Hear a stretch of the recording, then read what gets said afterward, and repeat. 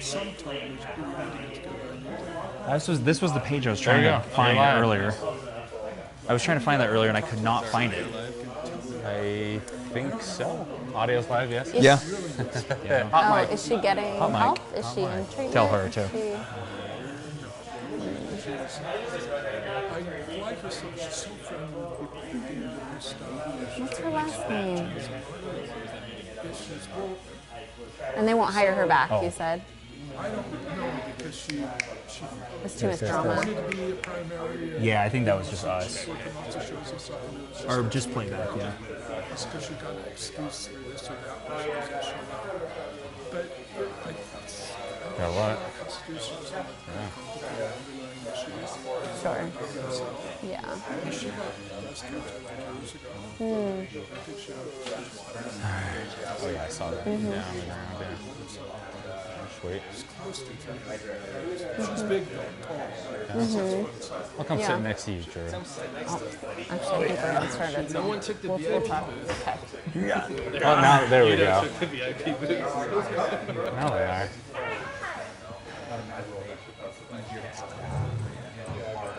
Oh, thank you.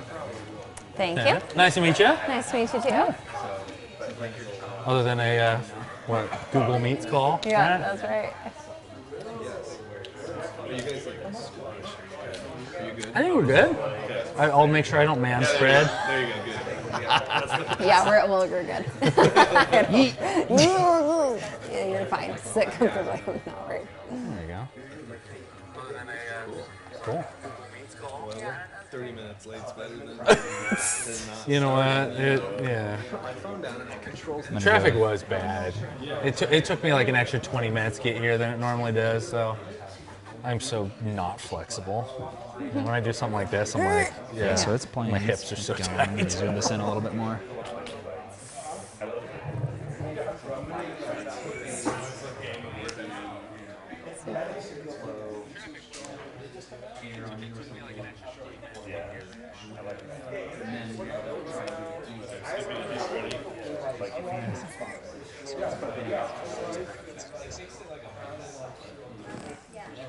If you tap it, it moves forward, but there's no way to make it go back. Really? No way to make it go back. Really? You gotta zoom out and go. Hey, how you doing? You have to like take it, like go out of the program. Oh, really? Cool.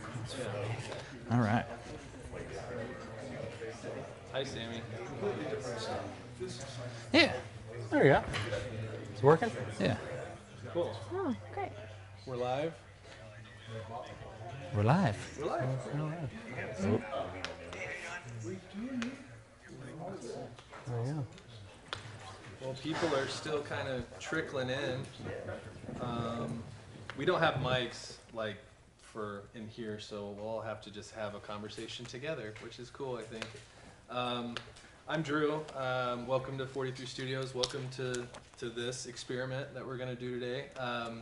Got some awesome people up here, and I'm really glad you guys came. I think it's a fun topic and something fun that we need to talk about, and maybe not so fun for some, but a fun topic nonetheless. So we have Jake, we have Shannon, and we have Josh. We'll do some quick intros from you guys if you guys would like to take Go ahead, the floor. or Shannon, take it away. Yeah, Sure, great. Hi.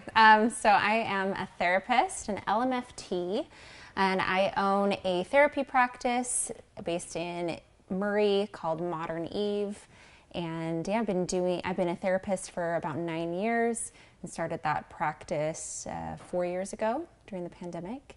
And now we have about a team of 10 of us now and growing. So It's been fun.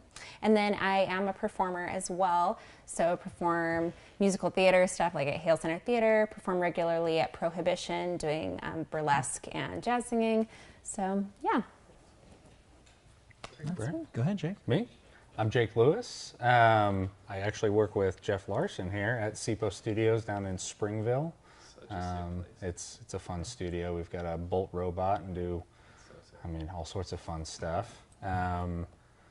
Actually met Josh and Drew through social media, which was pretty awesome. And what was funny is we had separate conversations. I had separate conversations with both Josh. Then Josh bumped into Drew at Cine Gear in LA, had similar conversations, and we all realized we all knew each other. And we're like, hey, we should all just get together and have a conversation and see if we can put something together. So, yeah, good time. My name is Josh Miller. I'm a cinematographer. And yeah, I don't really know what to say about myself, but I'm originally from California, moved here. I went up to school in Idaho, moved down here end of 2019.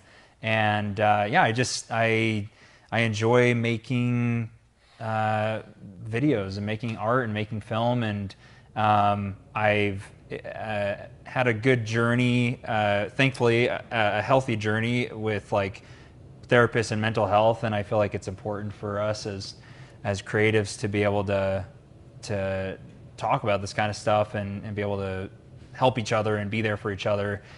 Just because, that's one thing about Utah that I really, really like is that I feel like we really are here for each other, and it's like a really cool environment. Like every single time I meet somebody that's like not from Utah and they're like a total jerk, I'm like, where are they from? Like LA or something. I'm like, oh yeah, that makes sense. So I love the Utah community. I love, I just love here. Hey Ashley, what's up? So yeah, that's me. Cool.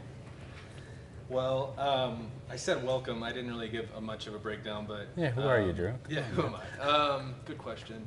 No, I'm a cinematographer as well, director, and I just opened this place up a couple months ago. Well, it feels like a couple months ago, but it's gone really fast. So, yeah, thanks, man. We do a lot of the same stuff. We have very similar interests, and I'm sure we have similar struggles at times. And I love that we all came together at different times, and we're like, let's discuss this. Like social media, it always like gets brought up. Like, yo, I'm not like you notice more and more. Even if you're a creative or not, you're like, oh man, it's not been my week. Like people are more open about it these days. I'm like, yo, that's really interesting. And it's like, wow, I feel that way too. So it's just really cool, like synergy there. And I'm like, well, let's try this out and see how it does. So I think that's really cool. And I just want to give a disclaimer too. I'm just speaking on my experience, my creative experience, and like my firsthand experience. Shannon's the pro here when it comes to that stuff. So no doctor advice coming from me, but hopefully we find some similar ways to cope with things and similar interests as well. Same with Josh. Same with Josh. Us three guys, we have no. Take what we say with a grain of salt. You can take her advice, but take what we say with a grain of salt and. Exactly. She can give the stamp of approval or like, no, shush. Okay, never mind. And this is like really open conversation, right? So feel free to like just butt in. Like it's like not like a here wait until the end type of thing. Just like you have something, if you have like the similar experience or something, a way you've dealt with something. I don't know. Like we're just gonna see how this thing flows. But feel free to chime in. Like.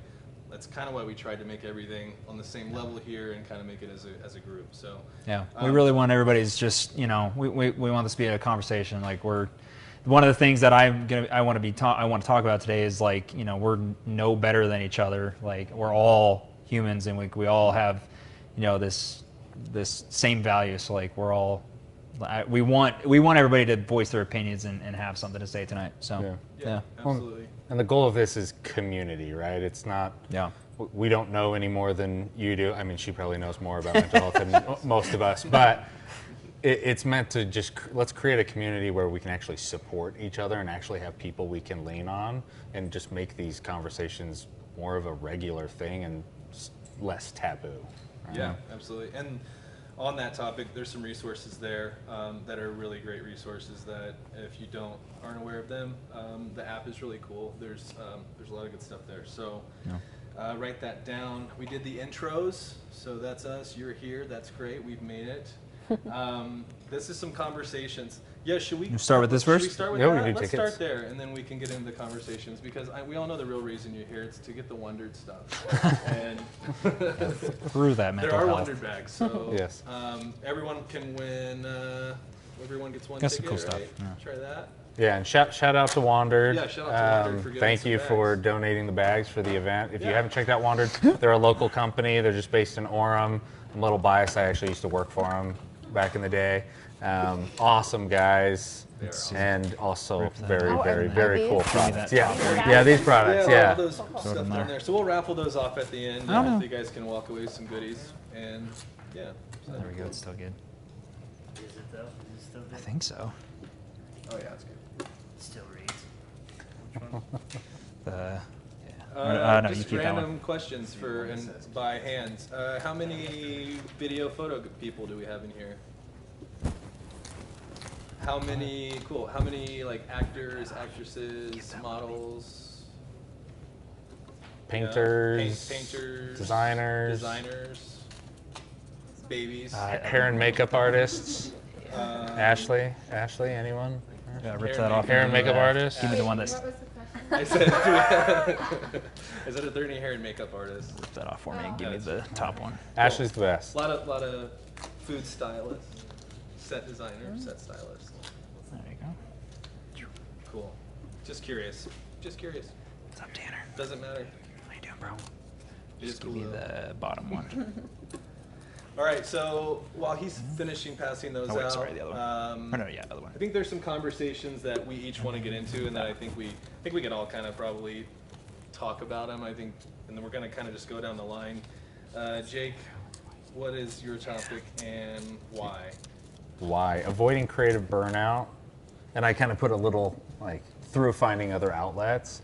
Why did I choose that one? I just recently went through just immense creative burnout. So I actually just moved here 9 months ago now, from Dallas. I was running a sports media org down there. Was doing that for about 2 years, and I hit a wall so hard. I've never been more burnt out in my entire life, and ended up quitting that job, leaving everything, and moving back to Utah in like 2 weeks. Was it video? Yeah, we were doing video, we were doing podcasting, we were doing live events, we were doing broadcast shows, social media, you name it, we were doing it.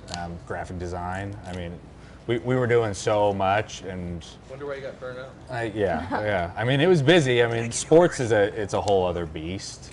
Production is a beast, and that was what my background was in before. But I feel like I was able to find a little more balance in production versus the needs of live events. Was pretty brutal, but I think wasn't doing the best to take care of myself and the needs I had mentally and physically and emotionally to be able to cope with that much work. So yeah, I've got a lot of thoughts on avoiding creative burnout, because I know many people have just hit walls, whether that's, hey, I'm just burnt out this week, or whether that's some people I know have put down their cameras or put down their brushes or whatever and never created again because they just got to a point where they just didn't want to do it anymore. They just didn't find the joy in it anymore. And I think humans, we love to create. That's just like part of who we are.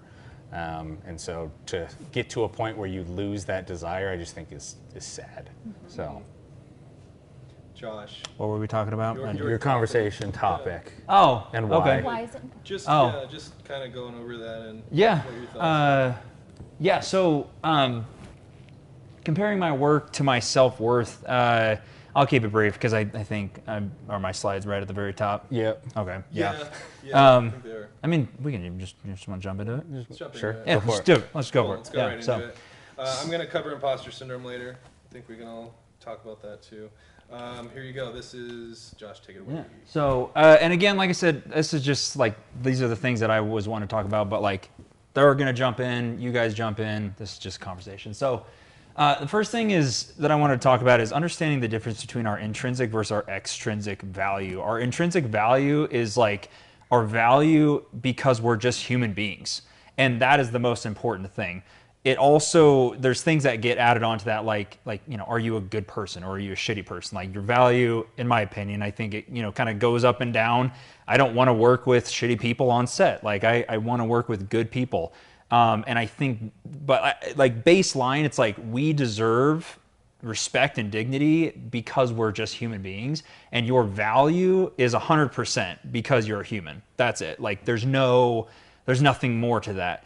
I think it's important that we understand extrinsic as well, though, because that's like, you know, what the market values us, and as filmmakers and as creatives, like we have to understand that, you know, like if you're a beginner, you might not be able to charge as much as like Roger Deakins. You know, that's just kind of that's the world that we live in. But baseline, your intrinsic value as a human being is the most important thing, and I think when we understand that and we don't tie our worth solely to our extrinsic things, it takes this like burden off of us so much that I think we can go into a project knowing like, hey, if this totally goes south, I'm not any less, you know, like, and I almost think for me, when I do that, when I go into a project with that, I actually create better because I'm like, cool, like if this goes south, like I'm no less of a human. So I almost have this like breath of fresh air that I can go into a project just with that burden not on my shoulders. And that's something I've really had to work on because I used to tie my self-worth a lot to my work, and it got really bad. And something later. Let me go to my next slide. Basically, what I just talked about, but it builds a foundation of self-worth that is. I had to write this down because I couldn't say it well. It builds a foundation of self-worth that is not easily shaken by failures or criticisms. It creates a sense of inner peace and confidence, allowing creatives to take risks and innovate without fear of their self-worth being compromised. So, yeah, I mean, have you ever experienced something like that where you're like, I feel less than now because of my work? Like, I'm sure we all have. We all, like, whether it's the client, you know, hates it or you get done with it and somebody doesn't like it. I post a lot of my work on social media and I have people that just tear it apart. It's hilarious. I love it. It's good because, you know, again, that extrinsic, I'm like, okay, my work needs more work. Yeah, okay, let me go to my next slide. Hold on, let me have a question. Is it good now because you learned how to cope with it, or is it just hit and miss?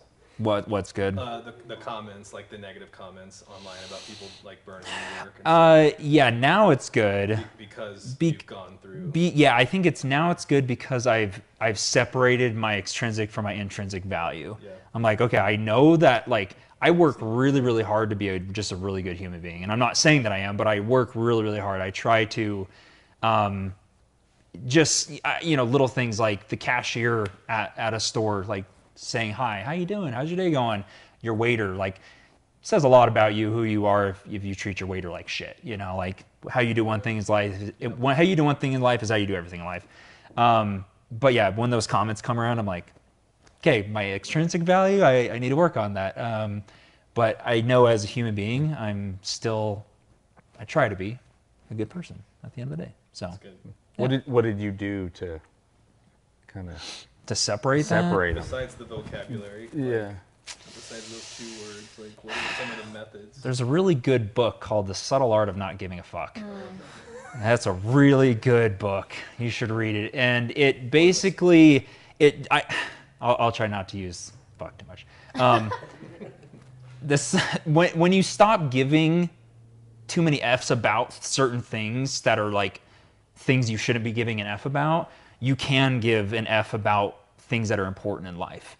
And so other people's comments, I always take it because I think it's good. Like other people's view of you is good to at least look at and take and be like, okay, maybe that's a good thing for me to, just consider. And maybe that will help me be a better person or help with my work.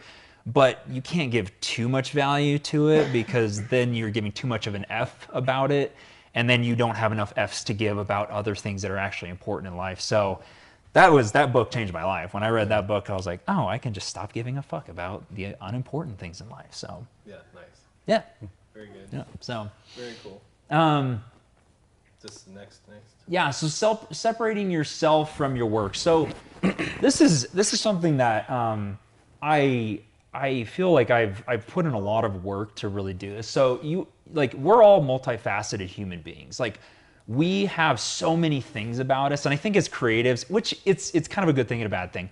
As creatives, we like our identities become like our creative work, which is like a good thing. Like you want to dive in to what you're doing. Like I have just devoted my whole life to being a cinematographer. However, if all of your identity is based off of that, then like if something goes bad, then it's like all hell breaks loose.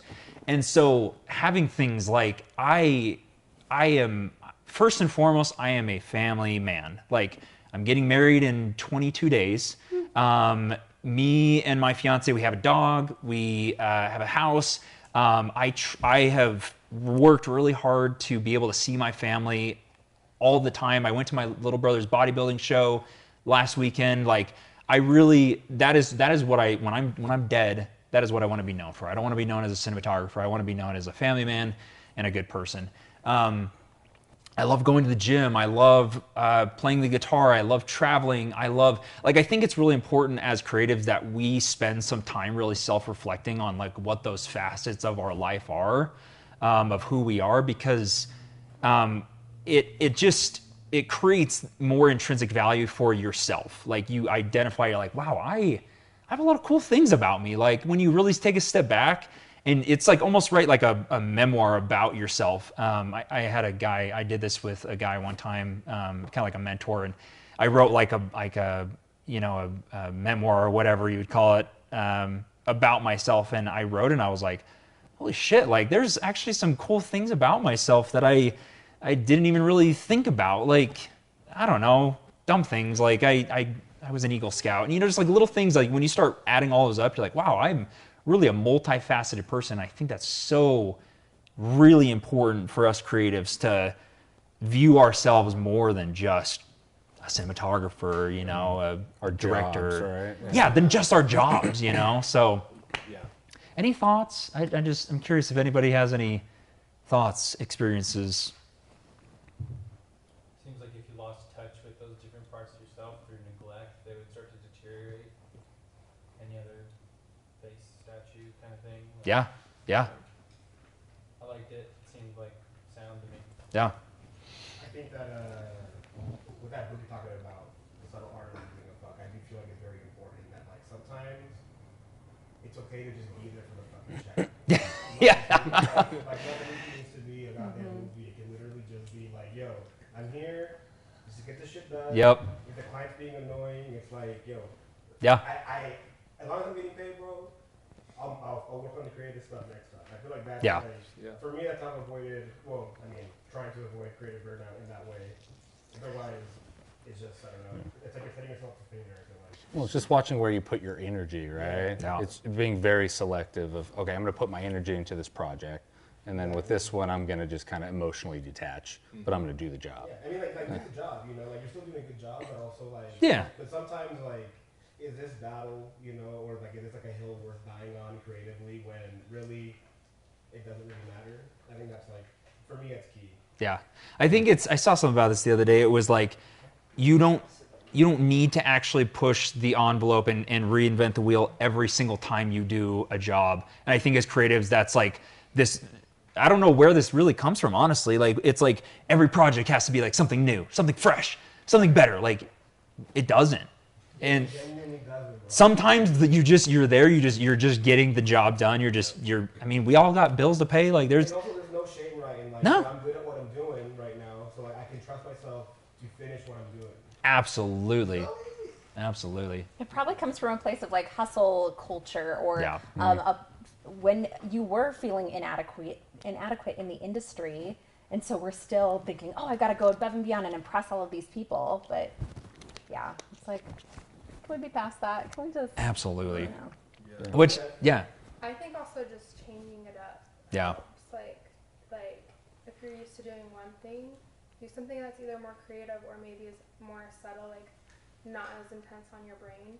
Absolutely. And like give yourself that breather, but you're still working, like for me, like I do bridal, I do editorial, I do production, so like I get like slammed with bridal during wedding season, and I love it, but then like I feel like I'm doing like the same thing over and over again sometimes, and so that's when like you want to do like a collab where you can actually like you have like all these ideas on Pinterest or Instagram or Reels, things that are like inspiring you, and just like collab with a few creatives, and like you all can kind of just have that. Absolutely. And we were talking about passion projects yesterday on set. We were just talking about sometimes it's good to just do it. Who cares if nobody's making a dime? Everybody's just going in and working on something that there is no, like there is an end goal, right? You're obviously trying to create something, but you're not creating for anyone but yourself. Yeah. That's next week on that set over there that you guys walk past to get over here. Like that's what we're doing. We're just going for it and keeping it fun. And take some of that seriousness out. Yeah, like we're all creatives in one way or another, and I love this. I love this. Like we want to make beautiful things, and whatever that is, we want to make beautiful things. And I think when we can separate that, like take away the money aspect of it, the work part of it, it's like a breath of fresh air. And you're like, okay, like we can really just be artistic, just like have some fun with it. So. Well, for me, it physically relieves stress. Yeah. Like, mental, of course, but like I feel I'm like lighter on set. It's like there's not X amount of dollars against the line here. You get real nervous when you go into a huge shoot like that. Yeah. It's just not. I think it even just brings mindset. your passion back because you're actually right. It's kind of where you started. Right. Yeah. When you weren't getting paid, and doing just it for fun, or getting paid less. Yeah. That one up, every project has to be better. Oh. That has to die. Like that has to die. Well, there's got to be a balance, It's like, you want you always want to one up, but like it doesn't have to. Not every time. But what is one upping? If it's every time, holy. Because every project's different. Yeah. Now we've done 100 projects over, and they all look different. And you're like, well, I like that one because. But in your mind, when you were doing it, you're like, well, yesterday I did X, so I have to do this much better today. It's just an interesting mindset. But I think that has to be squashed, like the every time. Absolutely. Yeah. Will you go back to my last slide? There was one. That cool picture. What did it say? Is it that one? Yeah. Yeah. I mean, so yeah, just like when you approach projects, what did I say? When your self-worth is not tied to your work, you can approach projects with less pressure, leading to more relaxed and enjoyable process. So yeah, just separating yourself and who you are, your intrinsic value from your work, and being that multifaceted person is going. From my experience, I have because you can excel. Crazy enough, as creatives, we do not have to just do creative things all the time. Like I love going to the gym. That's like one of my favorite things to do, like after work and stuff. And to excel in that, like I'm like, okay, like I'm doing things other than just like being creative. Like I'm kind of doing like the bro shit, just like, hey, I'm gonna just pick stuff up and put it down. Like, it's like, you're like, okay, I picked up 5 more pounds this week than last week. Like, it's like dumb stuff, but it helps kind of mix life up a little bit and separates just things. A different outlet. Yeah. So. Yeah. I like not using my brain sometimes. Feels good sometimes. By the way, there are tickets over there for the giveaway. Just go grab one whenever you. Everyone gets one before. Yeah. Just add to that. I like what you said about you go into the gym, because like for me, I've noticed and I think everyone we get caught in these thought loops of comparing. The stress and the pressure of performing. And I've just noticed that, especially for me with a busy mind, implementing routines and rituals to clear that. And something like you, going to the gym, it can be meditation, it can be breath absolutely work, it can be anything, because it's like if I get caught in that, I realize that if I can step aside and take that minute to do that, everything was heightened. Everything was built up in my head. It's like maybe I wasn't, maybe people weren't judging me as much as I thought. Maybe, it was all internal pressure. But when you can kind of set those routines and take the time to do those things, you realize, wait, actually I am. You kind of recenter to why you started doing things in the first place. Absolutely. Along that path. But if you get caught up in that and stay in that mindset, you attract that. Yeah. You see more negativity. The louder, the negativity is louder until you can kind of quiet the mind and kind of recenter. So that's helped me a lot. Oh, I love that, dude. Yeah. Well, I've been thinking a lot about where do those thought patterns come from, right? So I just became a dad 4 months ago, so I've got a little 4-month-old at home, and I saw this video, and it was all about intrinsic and extrinsic value. He was basically talking about his daughter making him little paintings and little pictures and bringing them to him, and what he's trying to do differently in terms of how he communicates how he loves those photos, right? So instead of him going, oh, I love it, good job, you did great, like, you know, keep going, right? He goes, what do you think about this? How do you feel about this? And she goes, well, I love this, I think it's pretty. He goes, yes, like that's exactly right, right? So he's helping redirect everything to being internal value rather than society. And again, I'm not saying it's parents or it could be society, it can be social media. We live in a very overwhelming world where there's so many voices and messages, but that's just something I've kind of been painfully aware of. I'm like, when he starts truly understanding what I'm saying, I need to make sure he knows that the value comes from just him being him. Interesting. Right? Interesting. It's his value that is. It's his value because he is, who he is, and that's it. That's totally, yes. How did you feel about it? Yeah, how do you personally? Important, even after every project. Well, how do you feel about it? Like, I don't, you know, like, yes, our paycheck comes from the client, but at the same time, like, there's always another client. like, how do you feel about it? Like, did you do okay? Did you do enough? And what is good enough? Yeah. What is that? That's yeah. Interesting. That's hard. That's you know, because I think we probably as human beings want validation, and like especially people we look up to. Yeah. But it's being able to separate that it's like, okay, no, I like it. All the validation I need is from myself. Yeah. Interesting. Yeah. I was going to say, Yeah. I think one of, like, I don't know how many of it, like art school or See, they're twins. whatever, but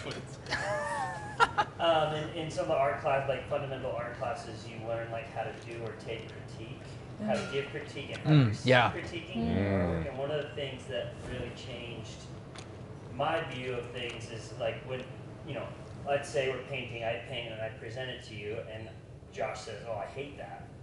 Well, then what it means, what we're taking that as is you hate, right, or whatever. But in reality, when you're giving critique, it's like, it made me feel X, or I hated it because of and versus like, I made it to present whatever, like I made it Y. What was I trying to express? And did that expression come across? Versus, like, so then it's like, I don't know, I'm not being very articulate in this, the way that I'm thinking of this idea. But the thought of like, did I use the tools that I could to express what I wanted to express? And if I did that, then I'm successful. If not, did everyone in the world love it? Yeah. That's right. Right? Yeah. It's, did I express what I wanted to express? And if you did that, then it's successful. Absolutely. Way more. Yeah. Love it. All that. Yeah. I don't know if you're taking questions, but Oh yeah. By the way, anybody Start that talking, just Ethan. yeah. Yeah, you can just talk. We mentioned at the start, but you just You too, Yeah. Dalton. Anybody that just showed up, feel free to say anything at any time you want. Yeah. Can you guys talk a little bit about posting? And I think you guys have touched a little bit about this, but I would love to know, you know, I think a lot of times as creatives we get a little bit like in this no man's land about what I post is how people perceive me, you know, like how you maybe get over those humps of just posting what you want and maybe not being so in your head about you know, content, because I think we all have probably a huge database of things that we really love or we like, and but then we get to a point where we're like, but I'm not going to post it, like I would never, I don't know. Sure. Well, isn't there something called like the spotlight effect? Oh, what do you mean? What's that called? Well, I mean, maybe there's a different They're word probably- for yeah, it, right? exactly. But it's basically the human, like, not condition, but our tendency to think everybody is looking and thinking about us all the time more than they really are. I heard it as the spotlight effect, which kind of made sense. But like, I think social media is like one of the worst and best things to happen. It's obviously created a platform for artists, especially, right? And it's hard to not have it in this kind of industry, especially like filmmaking and photography. But I don't know, man. I think it comes back to kind of what Josh has been talking about. It's just kind of that internal switch of my value comes from whether I like it or my value just as being a human. I don't know. That's kind of broad, but You know, I think it depends on like, it's like, well, why do you want to post it? Do you want to post it to almost be like an art gallery? And if that's the case, then like, just post it. Who cares? You know, it's your art. turn off comments. Are you a business? Are you trying to get leads? Like, you know, what is like the purpose of it? And I think it's important to for myself, I'm like trying to help teach cinematography to like younger cinematographers, and so like everything that I post, I'm trying to think of like what they would want, but I'm also trying to treat my stuff as like an art gallery too, just like, cool, this is something that I think is dope, and there you go. And if it gets like 5 likes, I'm like, okay. Yeah. Maybe it's not as cool as I think it is, but I think it's cool. So yeah, I don't know. I'm sure it's cool. I always you have to ask yourself those questions like, why am I not wanting to post this? Because I think that could fall under like a lot of topics that we have here. What was it? Eccentric versus eccentric. Yeah. There's that, and then there's imposter syndrome that like I'm gonna cover later and chat about a little bit. So you have to kind of ask yourself maybe what's the question when you get to that point of posting? Are you just overthinking it? Like those types of things. So I think each chapter probably has a little bit of that could help. So I think the first part was really helpful though that Josh talked about. What are you going to say, Shannon? Something I've noticed, and I wonder if you guys have noticed too, that it seems like the generation of millennials seems to really care about how we are perceived on social media, and yet I've noticed that the generation just younger than me tends to not. It's more about, what kind of that feeling thing, almost like I'm just going to post this and hopefully this authentically shows the world my authentic truth or authentic self. And that is so different, like almost just such a weird generational difference that I've noticed. Have you guys noticed? Oh yeah. Like a younger generation just not caring Well, they so much post about how they're... stuff that we're like, oh, that's sure. We judge awful, it, right? or 'Cause that's we're cringy, millennials. right? No. Yeah. I think it's. I mean, like here's a what is this crap? here's a great example. Have you heard of the millennial breath or something? What do they call it? So like the millennial pause. Yeah, there it is. So like millennials, whenever you start a video, you start it. Hey, how's it going? Like, and then Gen Zs, they just like press record and they're like, hey, what's going on? And they like sit it down and they just, and so I think there's like this weird, like social media started when, I'm 30. So when it was like, when I was like 17 or something like that, and so like, I feel like right in those prime years of when we were like developing our brains, we like had this stuff, and then all those fucking filters that like make, it just takes away your authentic self. Like, I don't know what it was, but that stuff screwed with our generation, man. It was like an experiment, right? Yeah. I think now, like kids can talk about it, right? They're like Snapchatting, TikTok, and they're doing everything, and then they're going to school and being like, "Did you see that?" Or like, so it's like that we're not seeing 20 of our friends every day. You know what I mean? Or like during school, like they do. We work with a lot of friends, but I think that has a lot to do with it. I think it is a timing thing of like how we learned. I think it's the fact that they're talking about it face to face more commonly. I think it's a lot of those things. They also grew up, like it's also like that weird thing where like Gen Z, and I mean we're Gen Z too, I think, but like later Gen Z like doesn't even know how to use a computer properly because they grew up on like iPads and iPhones. It's like they're so used to like living in that space and living online that like I don't know. It is I always hesitate about calling it like a downgrading culture because like every generation thinks that the next generation is like degenerate, Yeah. It's like, oh, millennials hate Gen Z, and Gen Zers are gonna fucking hate alphas. Yeah. I'm jealous. Yeah. So, Ethan, do you feel like we covered what you were asking? Yeah. Okay. Or hopefully we will if we have. I wanted to touch a little bit more on like the mental jam that maybe happens as you try to approach social media and your art and being authentic and also. I feel like you guys got some stuff about that. Yeah. Okay. I think it can apply. I wanted to touch on just one more thing. I just wanted to put those pictures on. Well, thanks. So, so the last thing that I wanted to touch on, that's like really blown out. It's really overexposed. Is That's why he's not a photographer. It looks good over here. I don't know what. That's distortion. That's Anyways, the last thing I wanted to touch on was viewing failures as success. So the reason why I have these pictures up. So last year I got probably the coolest opportunity to do one of the coolest jobs ever.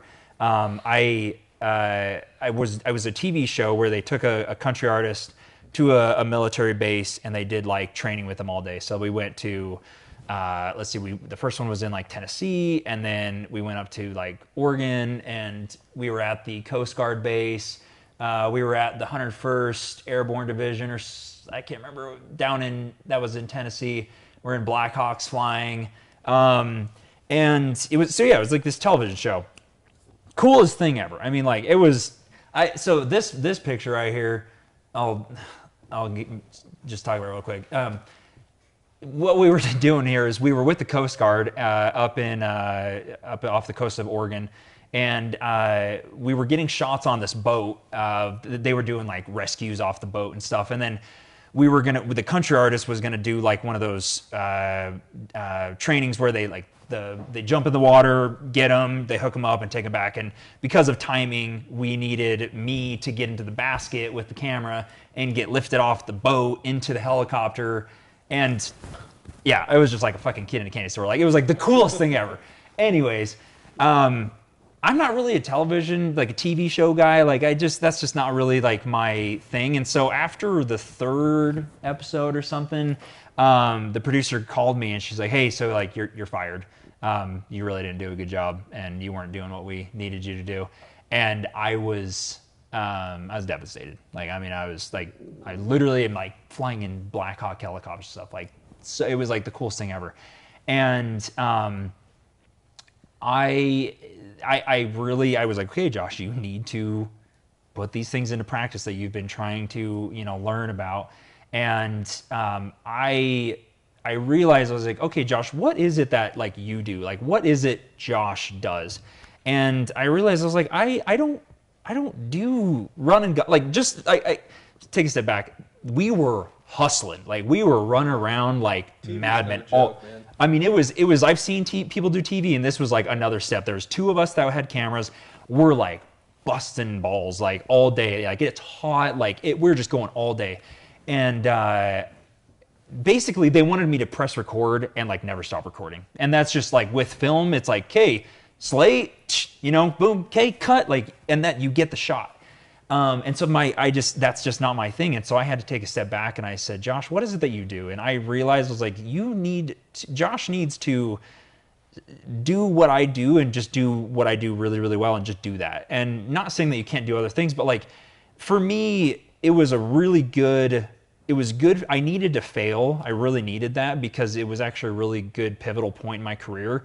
And just being like, okay, I need to stop trying to do all this and do this. And so I think we need to take our failures and again, this is just how we can benefit ourselves and be helpful for ourselves, and start viewing these failures as learning experiences and as successes. Because all it's doing is it's either just teaching you how to do it better, or for me, it was showing me, hey, that's not what you do, bro. You don't do that. Stick with what you do and just keep perfecting that craft. So, because I know that's a hard thing. For whenever you fail as a creative, like I was saying earlier, it's like I did for a long time. I was like, wow, I suck. I freaking suck. And then I had to take a step back, separate my intrinsic from my extrinsic, and just be like, hey, no, I'm a good person. I have my value. That's just not the skill that I need to perfect. That's just not it. So we've got to let our failures be learning experiences and view them in some sort of positive light. Like, so 100%. Yeah. And you've seen much success now, and you're doing what you want to do, and you're probably exactly where you want to be, right? Yeah, I'm getting there. I feel like for the first time in my life, compared to that, I felt like how I felt running around filming all that, like with a chicken with my head cut off. That's how I was feeling with my career. And as soon as I had that, and I really narrowed down on what I did and like really focused, I was like, oh, this is my path. And I'm sure it'll kind of keep getting narrower or change a little bit as time goes on, but it helped so much. Like, instead of doing more and more and more, I've done less and less and less, and I feel like I've become more successful. It allowed you an opportunity to find your niche and really like get good at something. And not feel like I need to be good at all this stuff. We don't need to be good at a billion things to be successful. We can be good at one thing and be 100% successful. So. Well, and thanks for sharing that. I mean, I think that's really vulnerable to share, and I think that it's a great example of what should be normalized too. Yeah. It's like, yeah, how many of us have been fired from a job or cut from a gig or gotten really bad feedback, you know? And I think just to talk about that openly, and guess what? That actually doesn't mean something about us. We've all been there. Had a lot of it. And if you haven't, then that's weird for you. I'm like, I hope everybody else has had really bad failures as well, or else maybe I do just suck. I don't know. Well, I know all the video people who raise their hand have definitely been laid off or fired before, and if they've worked for corporate, because that's just how it goes. I mean, I guess, who all has been fired from something, and yeah, we've all been. Does not being told that you're being fired does not getting paid count? Yeah, that counts. Yeah, that counts. Firing the client. Yeah. The last thing that I wanted to touch on, and I'm just real briefly, I don't want to take any more time from everybody else. Sorry, this is not as great as I thought it would I be. can't. Right here? No, that's mine. Up, back up, back up, back up. I can't remember where. Right there. Pause. Oh yeah, just pause self-talk. Yeah. If there was somebody, think of somebody in your. If there was this person, try to like create this person. I'm sure maybe for some people there is somebody in your life like this, or has been. Hopefully not anymore. If somebody in your life constantly told you, you suck, like you suck at this, you're just that. I mean, would you keep that person in your life? Like, would you let them stay in your life? Like, hell no, you wouldn't. So why do we talk to ourselves that way? I mean, to be totally honest, I'm still not really good about this. I'm getting better, but like, I'll catch myself. I'm like, Josh, you suck. And I'm like, why am I telling myself that? It's a very odd thing. It's like if there was a physical person, like if she was sitting next to me and like all day she was telling me you suck, I would cut her out of my life. So why do we allow ourselves to do that to ourselves? It's a very I've thought a lot about this. It's a very interesting thing that the person that should be our biggest supporter is the person ourselves that are like kind of picks at us the most. Enemy too, right? Yeah, it's very interesting. So, you know, work on that. And I seriously, every single day I'm trying to do better about that and have that positive self-talk. So that's a huge part of therapy. And in fact, I'm going to ask you right now, what do you think, so this part of you that critiques you and is rude and is a critic, what do you think its positive intention is for you? I mean, because I think like I'm very much like I'm always trying to do better, you know, like it's almost opposite of what we were talking about earlier, but like I'm trying to like get better, a little bit better. And so whenever I say I suck, I think it's like that person is like trying to just like push me a little more, but it's just not in the right way. Totally. It's just like too hard, right? And so what we do in therapy is like develop a relationship with this part. And so when it starts being rude to you, you say like, so what's your intention for me? Oh, I just want you to be your best. Thank you. Yes, I am working on that. Any ideas for me? Yeah, you can do this and this and this. I will take that into consideration. Thank you. And because it's now heard by you, it kind of starts to chill out. Interesting. Interesting. Yeah. Instead of just like, shut up. Like, okay, no, because we're not getting its message. Yeah. You're like, oh, I really want you to do well on this. You know what? I do too, buddy. Thank you. And then it chills out. Interesting. Yeah. I like that. I'm going to have to start using that. Something to add to that too. I feel like you're saying with therapy, I think it's super helpful with this specifically. Because like I've had that struggle, like negative self-talk, and it comes up and I see it and then try and get rid of it. But like if it just keeps coming up, like for me, it's been helpful to figure out like why does that keep coming up? Yeah. Have there been any pivotal parts of my life that created this belief system? What was that and why did that happen? And just kind of digging into that so you can kind of stop the pattern or at least know why it's coming up so you can, you know, stop the learned behavior. Yeah. Well, and I've noticed that kind of self-talk actually it bleeds over into other relationships.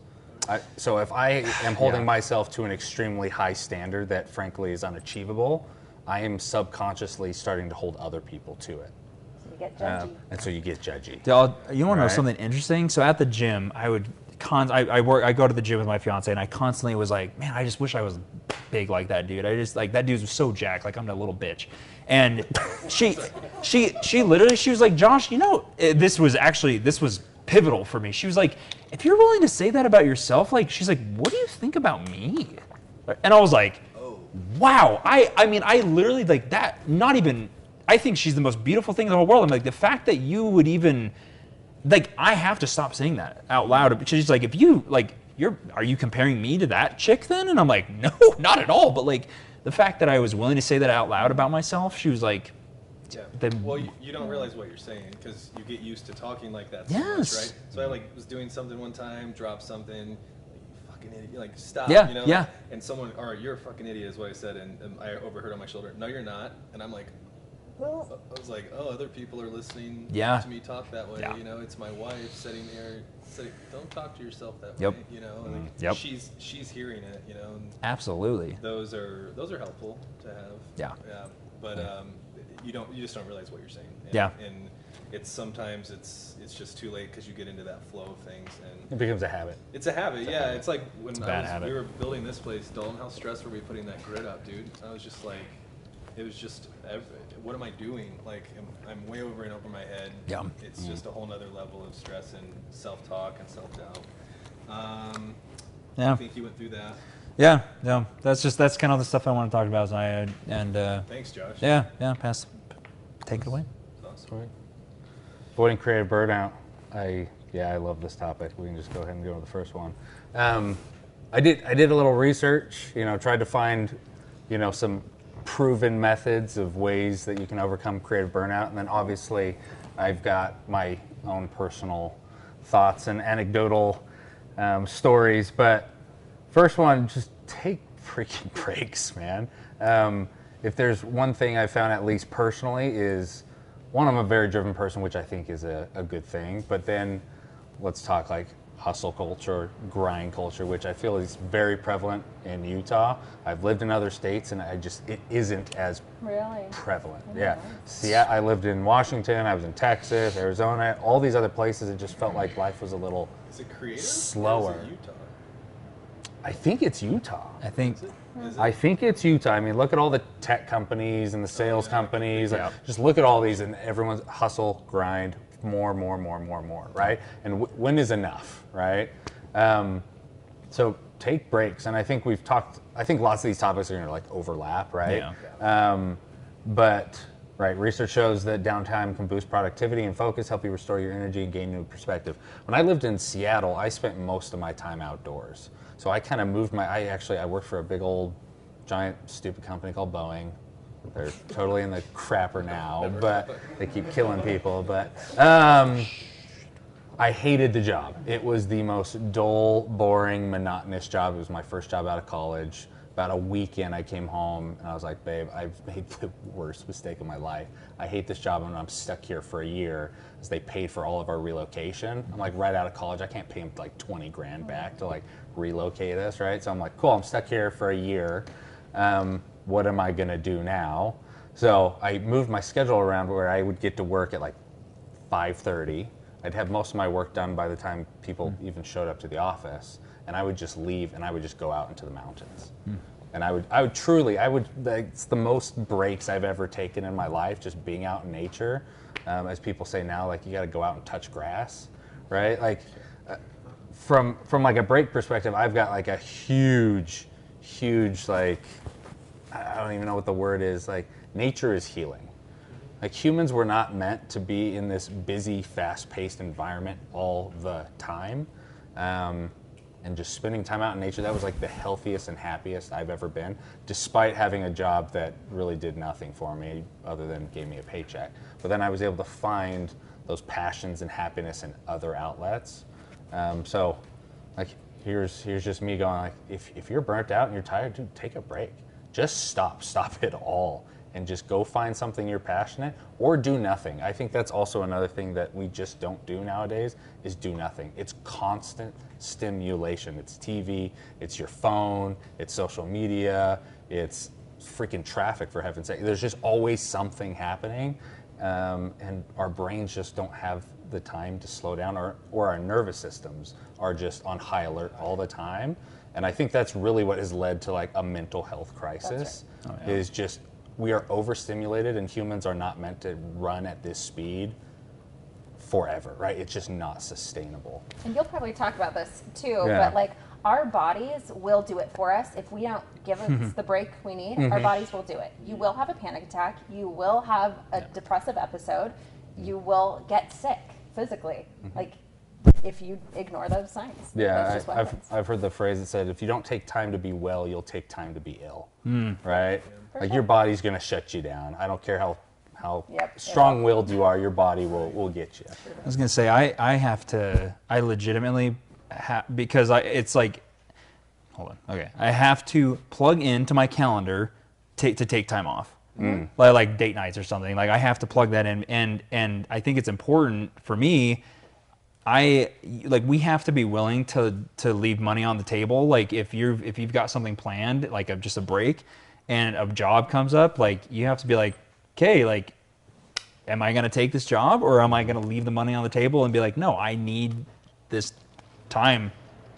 So I have to do that. I have to plug things in my calendar, date night, taking today off, doing this, or else I'll just fill it with something and just keep working. Do you feel guilty though when you take time off? Like, especially like there's times where I'll feel so guilty for not like working and it's a really weird thing. It's only hit me within the last like year really? And a half.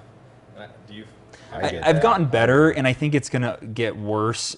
It's gonna start getting worse again as I start having kids and stuff. Because I can, I'll let myself down. I don't care, whatever. But like, whenever I'm letting down my wife, my kids, like I feel like I'll feel guilty. But right now I'm like, man, I give a fuck. Like, and take the time off. For sure. Yeah. Well, I wonder about that. Like, if you are like, in poverty and you're struggling to pay your rent. Like, what then? Because I get that we can say, like, take time and stuff, but that's kind of a privilege that... Yeah, that's a whole... I don't know. Yeah. What do you feel like you do then? Because I was going to ask that question. Yeah. Like, if you're at a point where to meet ends and you have to pay rent or pay bills, all that kind of stuff, what do you think you should do to overcome that burnout?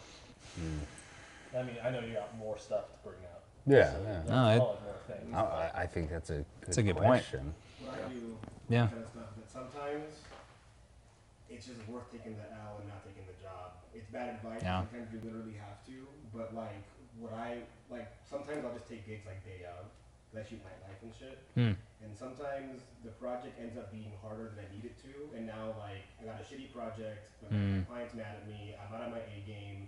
And I could have just not taken the job. And like, I totally understand the thing about taking gigs, because I'm a full-time freelancer and this shit fucking sucks. Yeah. Like, sometimes you really have to like, just, this money is not worth it to me right now. I need this night to catch up with other stuff, to take a break. But I've just found that sometimes you really just have to like, take it. Just take the L. Obviously, you need to get rent paid. That's one of those things where it's like you just kind of have to. Well, but also, like, what is a break? Is it a full day, or can it be exactly. Just 5 Can it minutes? be 5, Sure, 10 it doesn't minutes? have to be. Some guys' break can be a full day because he's been working for 2 months, but some other guys' break can be just a 10-minute walk around the building because he's in between and he has to do. So finding the breaks that work for you and the time time you're allotted. That's a good point. Those 5-minute breaks are awesome. Those are the best ones. Power naps?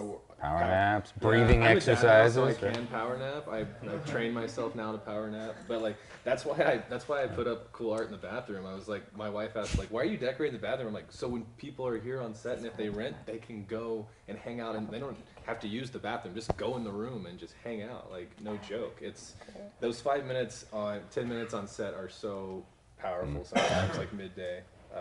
So to your point, I think. Whether they're 5 or 10 or an hour, I think they'll have value, or a day, or 2 days, or vacation. It just depends on how much time you're allotted, I guess. Or working outside, like maybe it's or just changing up the environment. it might feel less draining.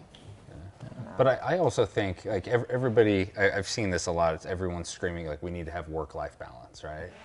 And I don't think there's ever truly balance in life. This might be a little cynical, but I think there's some times where you are grinding for weeks and weeks and weeks to just survive. And then sometimes you're going to have some time where you're not grinding, right? And it just kind of ebbs and flows. Sometimes you're going to see your family more, and some weeks you're just not, right? But I think overall, if you're just aiming for kind of a general like aggregate balance in life, it's okay to kind of be at wit's end for a little while and then be able to dial it back after you get what you need, right? Because there are needs in life, like you were saying. Like, you got to pay the bills. Yeah, absolutely. I think also, like, coming back to the taking breaks and all that, it's, I kind of have to look at it as, like, abundance mindset is, like, the money will flow to me, otherwise I need to do something different. Because if I need to take a holiday or if I need to go travel and do something because that's where my extrinsic is, that's the other part of who I am, then I need to do that. And if for some reason my freelance world is not in line with the other part of who I am, then maybe I need to do something else that like aligns with that, so I can be both of those people. It's kind of like positive talk is like, for the lack of a better word, like manifesting, right? If you're like, it's gonna come, it's gonna work out, it's gonna be fine. Usually it actually is, right? Like. And that's a very chill mindset and a way to look at things, and then that just what carries into your workflow, and then it carries into your work, and then you do amazing work, right? Like, so yeah, that's interesting. A good way to look at it. Absolutely. Sorry for they're building a wall back there too. Drill. So that's what that is. I'm gonna talk about the beginning of this year, and Drew can kind of test this because you kind of seen me go through it. I mean, come like mid-February, I went just nonstop and kind of put myself in a pretty bad spot. And got to the point that like it threw me into a pretty depressive state for the last few weeks. Because I'm very much the grind mindset. Like I can't, like I'm addicted to work, and so it's like. But Drew can test to that. Like seeing my emotional state over the last month has just been a wreck because of the way this year started, and I just those little breaks, like even if it's a half day or 10 minutes, like that stuff's you take it for granted until you don't do it, and then it just destroys your life. So I feel like we, as creatives, our work, especially if we're like on a film set, like our tool is our bodies. If our bodies aren't good, man, like we're screwed. Like, so, and your mind, like the whole thing. But bad mix. I think one thing that's helped me is like expectations can make or break your situation. I think. If you're freelancing or if you're trying to start up or grow a business, there's a lot of ups and downs, there's a lot of stop and go, there's big wins, there's losses, and if you set the expectation that it's just going to be steady growth, you're going to constantly be in a state of stress, constantly disappointed with your efforts, and then when it gets to a point where you need to take a break, you're usually, at least for me, like I'll take that break, but I'll be still worried and frustrated, and then that break didn't really do what it needed. Wasn't a break. But if you, just know that it will be up and down, it will be this, it will be that, you can kind of enjoy it in the moment, take the breaks when you need to, and also know that you have to take those breaks, plan those breaks, but then you can be okay with what you've done so that you can let it go, take your break, refresh, and jump back into the ups and downs and be okay with the ups and downs because you properly set those expectations, or you don't have the expectations and you just work. Yeah. I mean, I think it also comes down to this slide, like setting boundaries, right? Not just with other people, but also with yourself, right? So when me personally, like I want to be a very present father, right? And so I'm not as strong-willed as I thought I was, and I would catch myself the first few months like still checking my phone, still checking my email, still working when I got home, and I realized that this has got to stop. So this sounds dumb, and this really makes me sound like I just have no will at all, but I bought a phone lockbox with a timer on it. That's cool. And so when I come home, I slap it in that, and I close it, and I hit the lock button, and it's on for a couple hours, and I can't get it out. In fact, I've gotten phone calls through it, and we've had to leave, and I've had to bring the lockbox with me because that's where my phone was in it. But I did that because I was basically telling myself, no, this is a boundary. True value for me comes from spending time with my wife and my new child. So I'm going to do something to make sure the way I've kind of programmed myself to just work all the time. No, I just have to put that distraction away And it's been much more helpful. That's and fantastic. once I get into the habit, then eventually I'm sure I'll get rid of the box. Yeah, you got to break that habit. Yeah. Don't tell my wife about that box. It's like $15 on Amazon. I'll send her the link. She really give me that. Seriously. No. Let's raffle one of those out. Yeah. Well, those boundaries are really important. Just an example of last night. Like, I have a 3-year-old, and my wife was putting her down last night. We switched back and forth just because she gets a little overwhelmed if it's both of us. So it was her night last night, and she's sitting there, and I needed to go actually work on a shot list or do something. I can't even remember, but she basically was like, I said, I'm going to go work on this now. You need to go to bed, blah, blah, blah. I said goodnight. I did it really fast, and I was walking down the hallway, and I just stopped, and I'm like, and they were playing. They gave her 5 minutes to play with her dollhouse, or they as in my wife, and my wife and her were playing. I walked out of the room, I sat there and I paused, and I turned around and I went back in and played for the remaining 4.5 minutes. And that 4.5 minutes was probably the most chill part of my day. And I thought I was just doing myself a favor by going to play with my kid and just fulfill that.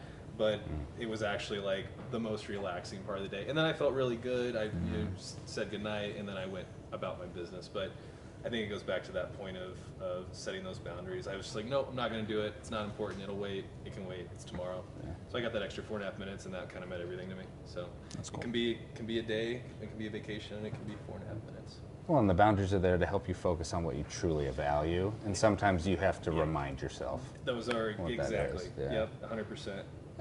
Yeah, we can kind of crank through these too.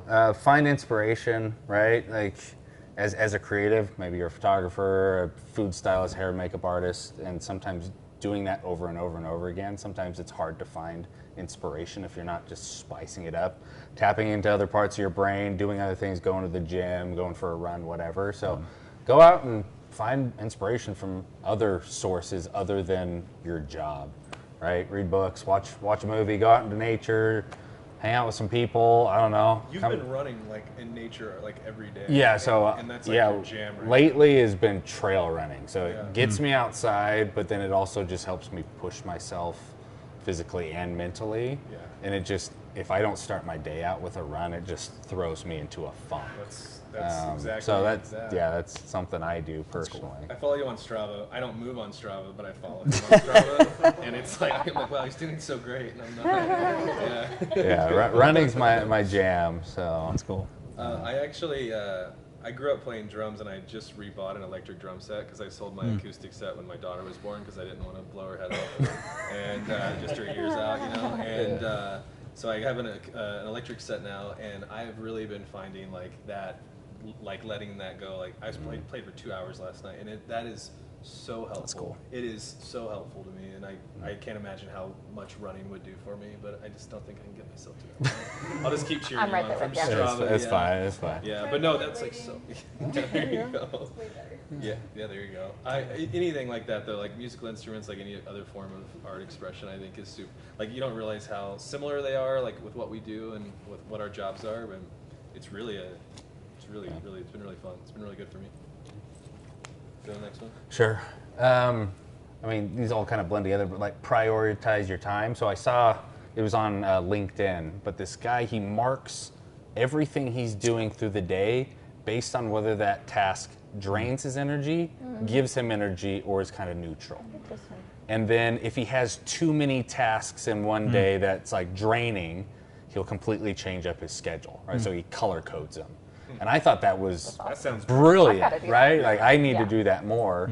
But things affect you, and they take energy, they give energy, or they just don't do anything. So kind of making yourself aware and taking the time to go, okay, is this hour meeting, is this actually going to do me any good, or is this actually going to set me up for failure for the rest of the day and the week? And if it does, change it up. So I think it's all about just bringing awareness to certain things, and then once you're made aware, then you can actually make educated decisions. And adding to that, prioritizing your free time on your calendar, to Josh's point Yes. earlier. And your date nights and your same vacays. Put it in your schedule instead of hoping that it'll just Hoping you'll happen, make it, with your leftover time. No, I think scheduling it. Yes, absolutely. And then socialize, right? I think whether you're an introvert, an extrovert, an ambivert, whatever kind of vert you are, just connecting with humans, right?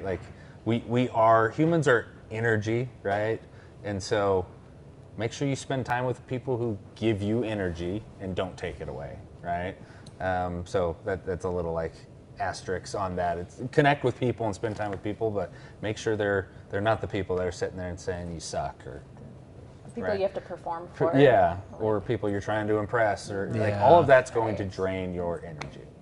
You said all that, and I was yawning. I did not mean to be that way. I'm draining Drew. And then try something new. We've all kind of mentioned that.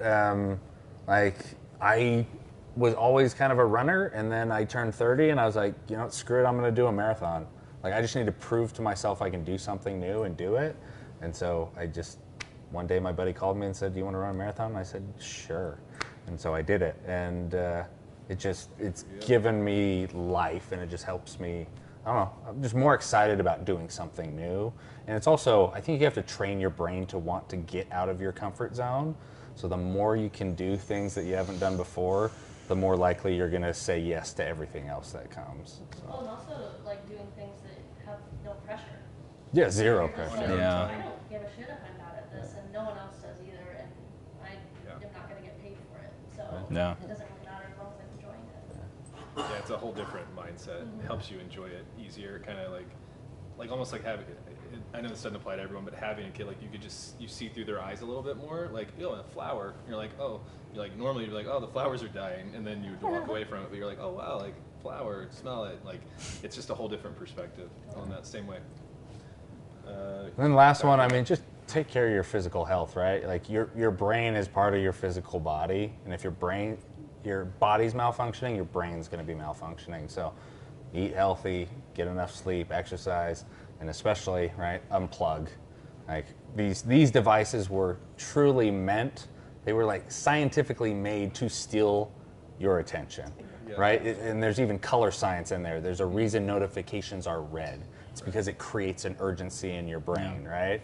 And then you're getting dopamine hits, and then there's the whole science you could dive into. Yeah. I actually want to hear from Shannon on this.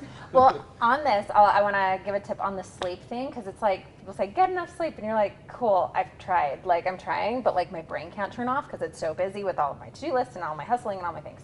So something that I've been doing recently and has been working, again, I believe in parts, that I'm a multiplicity of parts. So I have this part that loves to think about work when it's time to go to sleep.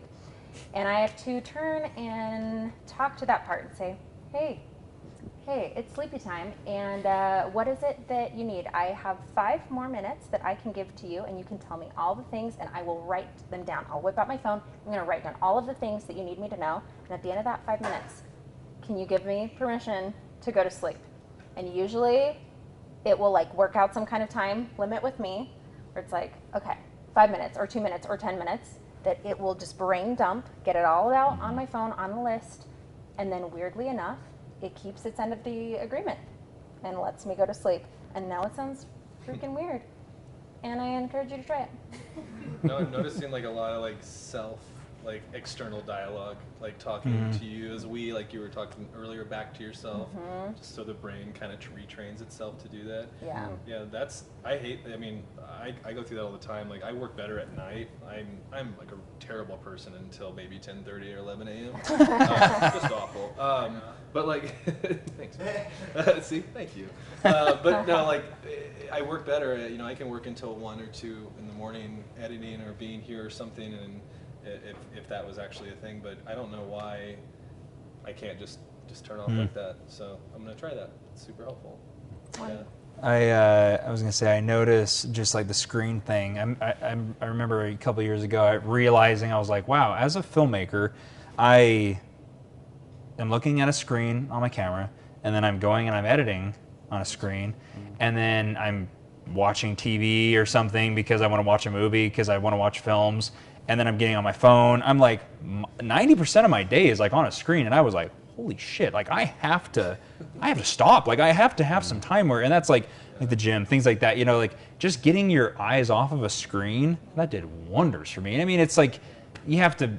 It's inevitable. Like, I think probably most of us in this room probably are on a screen for some of our work. I mean, it's kind of inevitable, but like, just being able to stop and like even just my brain is weird. I have to like find reasons why to like almost benefit my health, and it was like reading something about how your eyesight can like get really bad pretty fast if you don't look at things at a distance like on a regular basis. I was like, well, I don't want to go fucking blind, so like let me just like I need to like look at things, like stop, like get away from a screen, like look at things at a distance, like yeah, like so, smart, yeah, you know, so like we need to do that kind of stuff. Yeah. Dalton is really good at that. He shuts down at like 8:30. He's like, hey, I'm putting my phone away, blah blah blah, and he like sets a time. I idolize that. It's really cool. Do not disturb mode. Yeah, so there's that. Create custom do not disturb mode. Mine's on all the time. Yeah. Even during work, it's like only certain people can get a hold of me at work, then after hours, and then sleep. It's like the only person who can call me is my wife. Turn off the notifications. Apps now have implemented it, not just your phone, right? So like Instagram now is like, yo, you have 10 minutes to scroll and you're doom scrolling, you know. So and you can reset that time. Turn your screen to grayscale. Yeah, go. You can do that. So I've got the power button. You hit 3 times, and my whole phone goes black and white. Yeah. What does that? What does that do? Yeah. It stops the dopamine hits from all the colors. Oh. I mean, So I did a little experience. Yeah. I did a little experiment where I looked at Yeah, you just you click the power button. Yeah, I have the same thing. I did not even know that was a thing. Yeah, you just power button. I mean, my whole screen's already black and white. I love black and white. If I do that, but yeah. Interesting. It's helpful. Interesting. So there were some possible discussion questions. Oh, were there? Did you I mean, I am totally fine having it just go to you. Okay. But yeah, or however you want to put those in there, because this could take a very long time. So mine are just structured as kind of like questions, as you know, kind of a subject and kind of just an open conversation, just like we've been doing. Yeah. Maybe we can just do that and then go back, Yeah. and then or we can continue to build. Yeah, I am not married to any of my questions, so. Well, this is. I'm sure we'll get to them, or they'll. Man, those photos are so blown out, Drew. I don't know what's going on with this connection. Don't worry, your worth is not dependent on your blown out. On my photos. Thank you. You're welcome. You're a terrible person for having this bad TV. Jake made me feel like they were. So imposter syndrome. I mean, I don't even think there's like that. We don't have to explain it. It's such a thrown around term now. I developed the mid 2013s when people started posting and then creating stuff. And again, I think it goes back to Josh, what you were saying. Every project has to be a one up, and then when it's not, you don't feel like you need to post. And I think, Ethan, this can kind of fall under the question you asked earlier as well. But who deals with imposter syndrome? Yeah, so common. Is it social media always, or is it like, what is it? Like when do you? I think that exacerbated the problem. I think it did, right? Because now everyone's work was front and center. Yeah. So you naturally, humans, we like to compare. And we see literal numbers of saying, right, like, oh, this got 1,000 views and this got 10 views, and we're like, oh, well, I only got 10.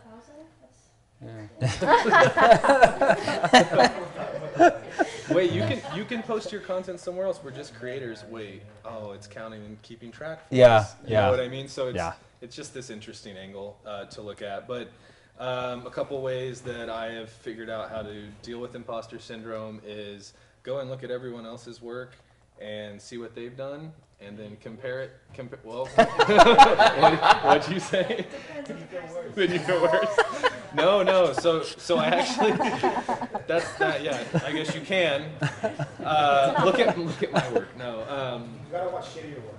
Yeah. So right. No, find all the beginners. Go and look at this is something I've done. Go and look at everyone, not everyone, but like go look at Jake. Go look at Josh's work. Go look at their videos or something, and go try to take 1 or 2 things from that video, and then look at your video and see how you've implemented that into it. Because there's going to be an angle, there's going to be a creative aspect, there's going to be, maybe it's not even visual, maybe it's writing, maybe it's a music video, maybe it's the song.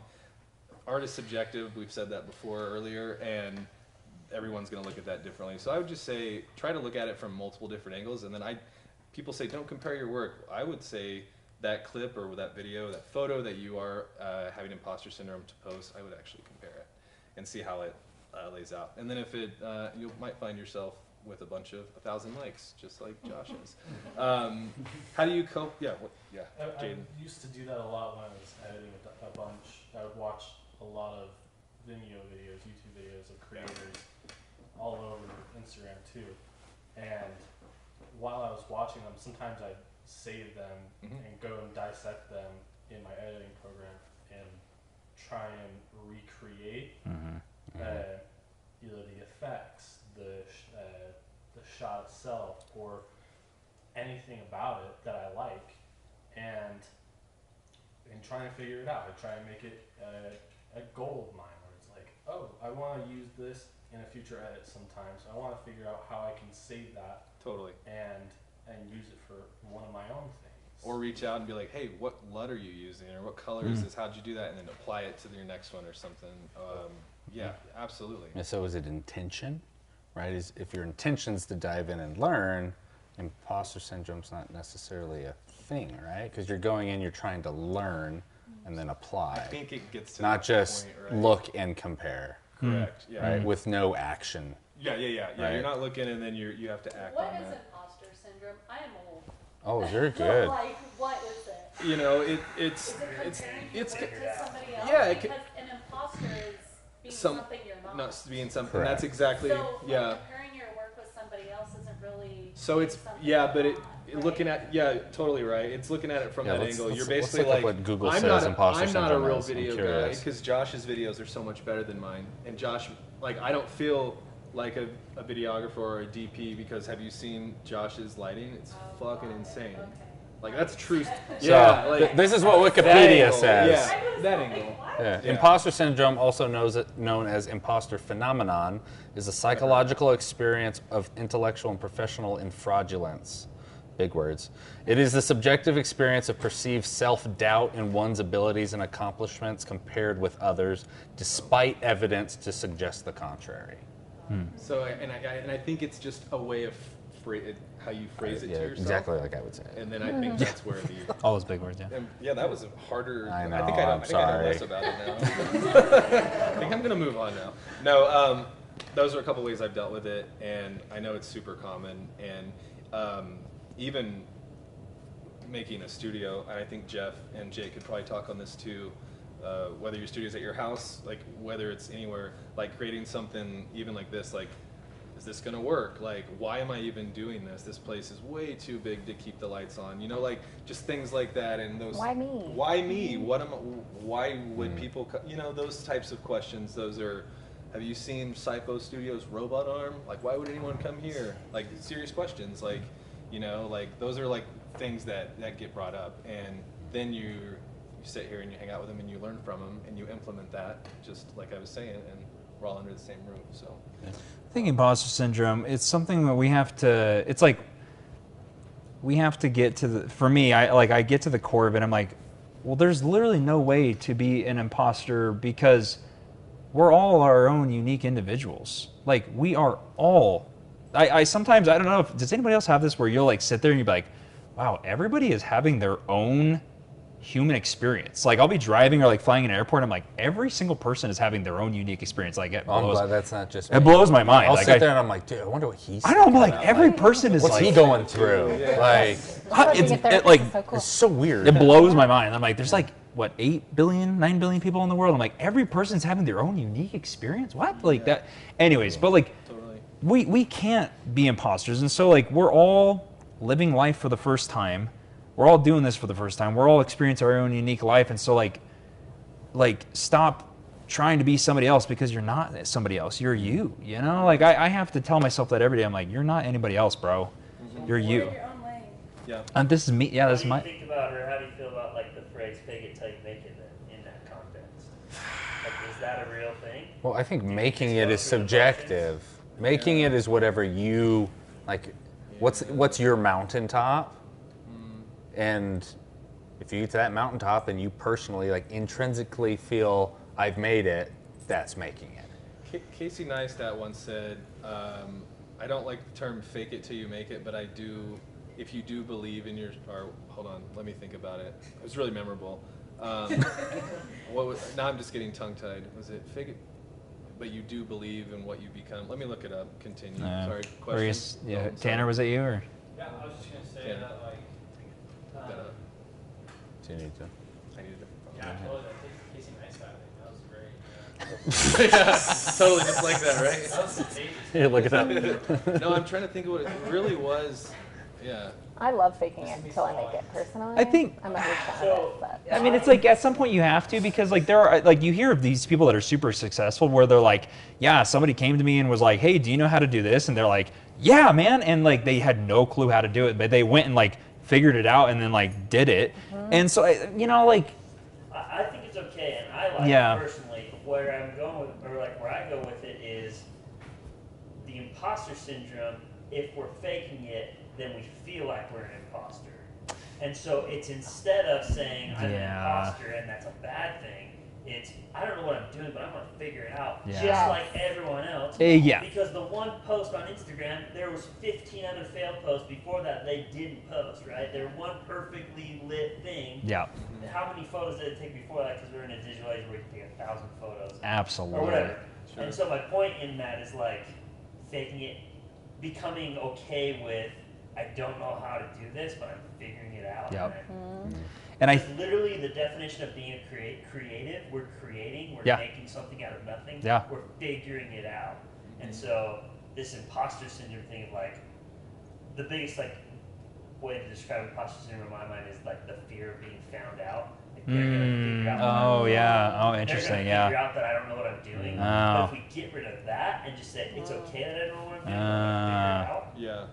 And I think it's like we're so, you know, it's like I said, we're super unique, but it's funny how when you start to get to know everybody, you're like, wow, we're more alike than we actually, like none of us really know what we're doing. Like every day we're like just kind of like figuring out as we go along. So it's like we're all a lot alike. Like I'm like, man, like I really hope, I don't want to look like an idiot. I'm like, we all are looking like idiots every day, but we all hide it because, you know, we don't want other people to think about it, but we're all idiots in our own way, you know, like we're all, we're on that self-talk, bro. That's that work anxiety, man, showing up and not, you know, making sure you don't know what the heck's going on. I mean, it's exactly, that's so true. Yeah, and then go through that 100 times, and then if you still feel that way, then you know. You find the Casey Neistat? No, I just, no, I'll email it to you guys. I mean, I definitely feel that way. When I have a therapist come to me for therapy, like that's my imposter syndrome all over the place. Yeah. Like, oh, jeez. Okay. Yeah, you're like, you're trusting me? All like, right. Sure. Yeah. Or like people who are parents or have marriages and stuff, and I'm like, oh, I don't have any of them. I don't have kids or a marriage, but I got you. Yeah. But you have coping techniques that are very I have knowledge. So. You have knowledge. That's right. Do you ever feel guilty? Like, I don't know how to like word this exactly, but like, do you ever feel guilty when you're successful and you look around and you see people that are like way, like to you, are way more talented than yourself, but like they're not doing as well off as maybe you are. Like didn't get the break or didn't like, catch a break or something. Didn't get that little bit of luck to push them forward into their careers. Like, do you guys ever like deal with that? What's the Nelson Mandela quote? Our greatest fear is not. Inadequate. It's like the Casey Neistat quote. Yeah. We get the first half, and then we're like, what's the kicker? I get what you're saying, and I think the way that I've combated that is by helping those people. Then just trying to do what I can to help those people, because here, I mean, life's unfair. That's just, I mean, that's the sad reality. Like, some people are going to get the break and some people are not. And so, like, I know what you're saying, though, and I think that shows how good of a person you are, because you see a lot of people in the world right now that are making a shit ton of money and they don't deserve it at all because they're terrible people and they don't give a fuck, you know? But, like, people like us that are, like, we're trying to be good people and we're like, wow, I'm super successful. How can I help this guy that hasn't? He deserves to be successful, too. Like, what can I do for this dude? You know? For sure. When it goes back to like your success. Yeah. Absolutely. Yeah. You should be.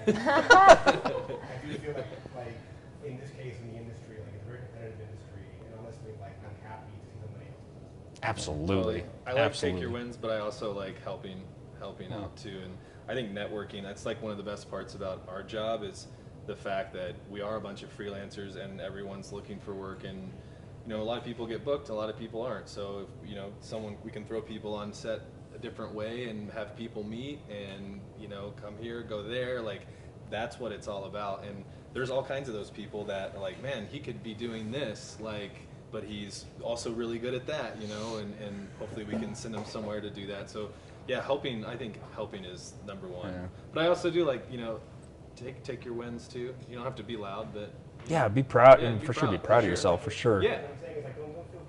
Yeah, no, totally. Yeah. Or ask your guilty part, what's its positive intention for you? There you go. And it might, yeah. I'm going to start implementing. I like that talking to yourself thing. I'm a crazy person. Yep. So I like this. I know, that's why I'm like trying to Yeah. externalize Very it. Muppets. It's not what I do in my real life. It's a visual aid. This is soccer. I also think of, it's kind of with this topic, but kind of not, is humans, sometimes we think of things in like a finite way. And I think like taking like a pie, right? Just because somebody got a piece doesn't mean they're taking anything away from you. Yeah. You got to view it as, cool, if you're getting a slice, cool, find ways to just keep making the pie bigger and bigger so everybody's getting a slice. It's not, oh, they're succeeding, so now I'm losing, right? You've got to kind of flip that whole mindset that I'll just work to keep making the pie bigger so more people can have a piece rather than there's only one pie, and the more you take, the less there is for anyone else, or vice versa. The world is abundant. It's very abundant. Absolutely. Yeah. Absolutely. Yeah. It's got everything you need. Yeah. I think to go along with that, it's like you can only see the pie that's in front of you. You can see a very little amount. If you take a step back, there's so much out there. Like there's hundreds of thousands. Anybody can make it nowadays. Yeah. You don't realize it's like, oh, I can only have this small little piece. Where really, you take a step back and look, where it's like, oh, there's a whole freaking thing that I can have that's at my disposal. I just need to work at it. There's something that Mitchell Thane says all the time. He goes, "There's enough work to go around." Oh, absolutely. Yeah. And it's There like is. the more you give, the more you get too. It's like the rising tides rise all ships. Like it's like you're like, man, I want to give this pie away. Like I got a piece of this pie, let me give some of this, and then you just get more back. Like, yeah. Yeah. Like you hire someone and then now you're on their side. Yeah. Exactly right. Yeah. Like one large team, you know? Yeah. Well, and I think kind of tying it back to what you were talking about, I think, so we're not personalizing our failures, but hot take, also not personalizing our successes. Personalizing, sure, the like hard work that you put in. You may have put in more work than this person, but part of it's just luck. And timing. Don't personalize that. That doesn't make you a better person. Yeah. That makes you lucky. So yeah. You can be proud of yourself, but it's like not letting that something about blow up your ego. Yeah, you're like, okay, I'm super proud of where I've been, but like, it doesn't make me any better of a person. Like, there's still, our cups are still the exact same fullness because of our intrinsic value just as human beings. And what did you gain from that, and what can you do next time to bring more people in? Yeah. That's the way I look at that a lot. It opens up a new opportunity not only for yourself, but for other people as well. My next subject was... Ethan, go ahead. No, sorry. I'd love to. Come on, Ethan. You're like doing this. Oh, raise those hands, dog. I'll just add that I think having a mindset of like a community, you don't get to where you are by yourself. And so, like, yes, I think Takes a lot a of, village. like, sometimes you're just in the right place at the right time, and the right person comes along, you say the right thing, you know, and that thing happens all the time. But a lot of time, if you aren't maybe hitting those serendipitous moments in your life, and you're working hard, you get to a point where you have to realize, you look around you and you say, I wouldn't be here without that person and that person and that team that's kind of built me up and has kind of been behind you. And that's maybe helped me maybe depersonalize maybe some of those successes or those failures, and just realize that I can only get so far by myself. Yeah. And if you do have that attitude, you don't get very far, right? People, it's hard to work with people that don't want to give back, contribute. I think, and the truth is, like, doing business requires other human beings. Like, to become successful, I mean, this world, it's based off of, yeah, I mean, like, it's like, let's just take social media, for example. Like, if you want to grow on social media, that's people, you know, your followers or your people. Yeah. And so, I mean, it's like, at the end of the day, it's like, I am nowhere where I would be without these people. Like, that's what I love about Utah, bro. Yeah. Everybody here is so freaking cool. And like the jobs that I got to get where I'm at now, I'm like, it's every single one of these. I mean, just like working with Jake, we've been working together the last 3.5 days. And like with Dalton, you know, like, I mean, like, and Jeff, like, I'm like, I gotta, and Ashley, I didn't even see her walk away.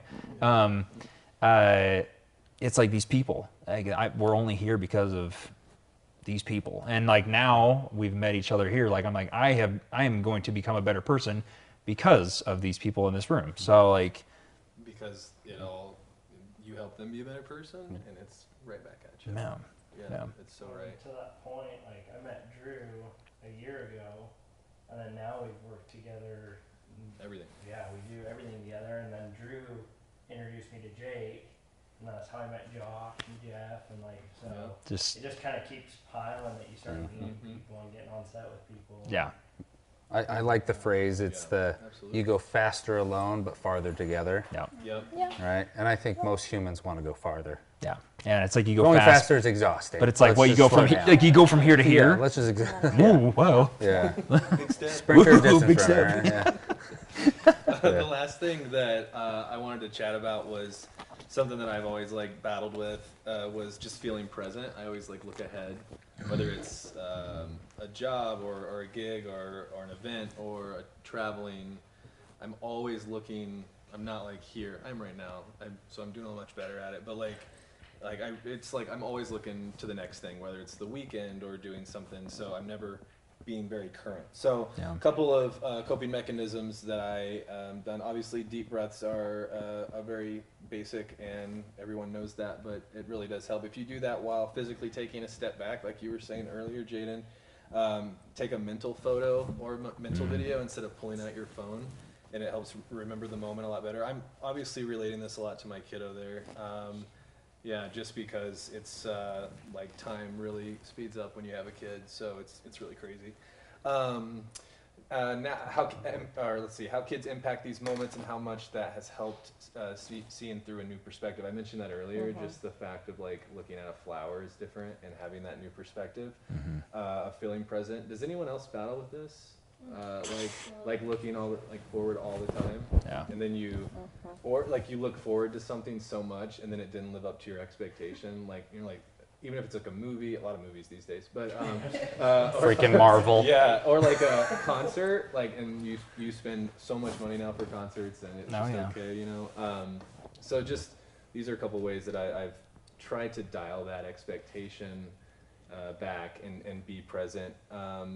I found enjoying the process without complaining, and whether that's calling yourself dumbass for dropping something like we were talking about earlier, those self-inflicted verbal wounds, or but if you don't complain, like, it makes everything much more enjoyable. And you know, I've found that the best moments in life you remember are the good moments and not the bad ones, if you really think about it. So if you don't complain, then it creates more good moments. And then you can remember those present moments, right? Well, yeah, when you complain, you're telling your brain what to look for. Totally, right? And it's distracting. And then it's confirmation bias. It's just a computer finding evidence to support the way you're thinking right then. Or want to think. Or want to think. Right, 100%. Yeah, no, that's a great point. And that's honestly, that's really all I have for ways to feel present, because those are the techniques that have worked for me. I was going to say, go ahead. No, please. I was going to say, one of my favorite quotes is from Andy from The Office. It's like one of the very last episodes. It's like, I wish you knew that you were living in the good old days when you were in the good old days. You know, like, and so I think that's like, we're going to look back and we do, you know, we do this now. We look back 5 years ago, whatever, and we're like, man, that was good times, man. That was good times. Well, let's see, what was COVID? That was a good times. But so before that, and anyways, but you know, it's like if we can realize that now, if we can realize right now is the good old days, and then like we're gonna look back and like we're meeting all these super cool people, and like who knows where we're gonna be in 5 years, like. Who knows, like, what we'll be doing together, what all of us will be doing together, and we'll be like, man, you remember when we met at 43? Like, that was sick. Like, we met, that was like the first time we met, that was so sick. Like, I'll never forget running into you. It was my birthday. It was June 8th or June 7th in Cine Gear. And we were like, I know you from social. We talk all the time on social. Let's do this thing. Like, that was a very memorable moment. You know what I mean? And Jake, same way. Shannon tonight, same way. Like, it's just like, I don't know. These are the good old days. These are the good times, and you don't realize it until it's 2 or 3 years. There's always like a song too, like that you can always relate it back to. At least for me, like with the times, you know, like Summer Jams '07, you know, on your mixtape and whatnot. So my point is there's a song this summer that you're gonna remember. And it's going to correlate with your memories. So I think that's go ahead, Shannon. Oh, I was just stunning to finish it off on a mindfulness exercise really quick to capture the moment. So I was just gonna say, did you have something? I was just like, you were talking about like physical and mental ways to like step back and like remember and try and take in the moment. And I was good at this. I kind of stepped away because I forgot to. But doing that in your work, being able to like recognize instead of like just running all the time. For me to do that, to remain present, I still like to take pictures, but I don't want to do it on my phone because it just feels superficial. It feels like, oh, I have to pull my phone out to do this. So I had a disposable camera. I still have many, but I have disposable cameras because it's not an instant gratification. It's a very much I want to take this picture to remember it later on. So I can look back on it, because that's what I always did as a kid. Is I loved taking pictures. I always loved doing that kind of stuff. And waiting for them to get developed. Yeah, it was always fun to have that. And now looking back on those pictures, I'm like, oh yeah, those were the good old times. Those were when I was a child growing up. And now I take those pictures that I took the last 3 years since I started doing that, and it's like, oh yeah, those were the good times. Yeah. Those all the times that I could be around and be present. Yeah, that helps a lot, and then that instant gratification. I mean, film is resurging, right? Like, I mean, we were just talking about this today, dog. The fine lab. I have 8mm film in the 8mm right now, and it's very expensive to develop. But then 35 as well, and just got into black and white. We took some on set. I love taking BTS photos of black and white. Like it looks so cool. Like, so it's funny how we're changing our format. We're going back to a different format in our head. Just because millennials want to slow down. Because we want to slow down. Yeah. I Exactly. think it's finding different ways to be present. Sure. In no matter what field you are. Yeah. It's like, for me personally, that was taking disposable pictures. But for somebody else, it can be something. Sure. Yeah. Super great film. I think as creatives, like, we have to do that kind of stuff because it brings us back to like no, what we do is sick. Like, this is really cool. Like, it takes the job out of it, and you're just like, yeah, man, like, this is cool. Like, I think we were talking about this today as well. Like, we gotta make like movies. Like, we make videos for work. You know, like, if you're like a graphic designer, like, I gotta make like cool things. Or like, if you're an illustrator, you know, like, it helps us live in the moment to be able to avoid that burnout. I think it helps us avoid burnout because it's like we are enjoying it and grateful for it. Yeah. And so like that kind of stuff, like, I think it layers on top of each other, and It's always that question you ask yourself. It's a good thing to kind of wrap up with too. Besides the mental health exercise, you know, if you were a kid, like, what would your like self as a kid? What would they say to you right now if they saw you? Would they pat you on the back? Would they trip you? Like, you know, would they say good job? Give you a wet willy? It's a really interesting Bro.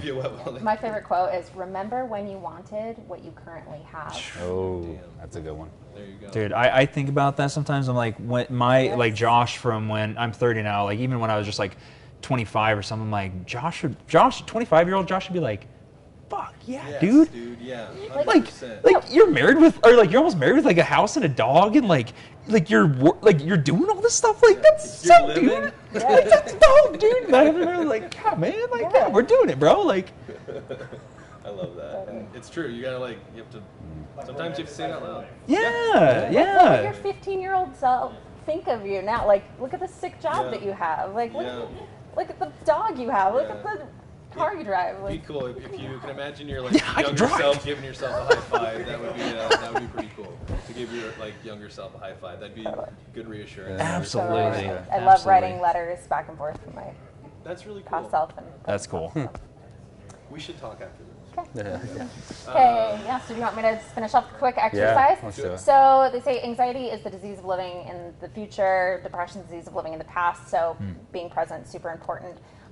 Quick exercise that I do if I find myself too far in the future or dwelling in the past.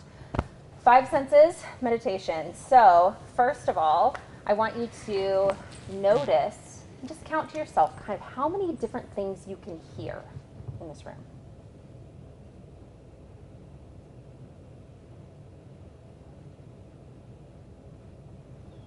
Okay. Now, how many different textures can you feel just right around you? Maybe try feeling your nose. Noticing what that feels like on your fingers. See if you can notice any smells.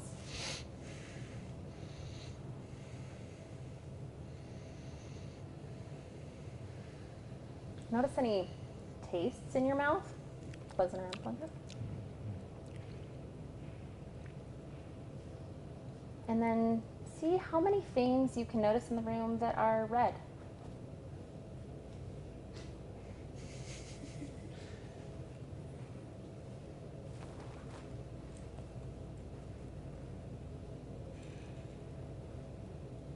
So I like to do that when, it like really just pulls you into the here and now. It forces you to notice in the here and now. And so I like to do that when I'm driving too, and make up your own rules, but something for all of the 5 senses. Thank you. That was good. Well, what else, guys? Do we have anything else? Do we have questions, comments, concerns? Should we do this again? Yes. Yeah. Let's do the breath. Thank you guys for coming. Yeah, and if anybody is struggling with anything, probably the right person. I mean, obviously you can come and talk to any of us.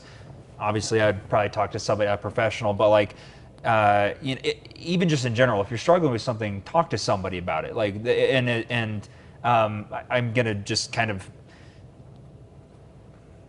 as men, I feel like sometimes we especially don't say things. I feel like women are really good at talking about their feelings and stuff. So if as us men, if we're struggling, let's say something. But in general, if anybody's having something, let's talk to somebody. Whoever that person is, just talk to somebody, get some help.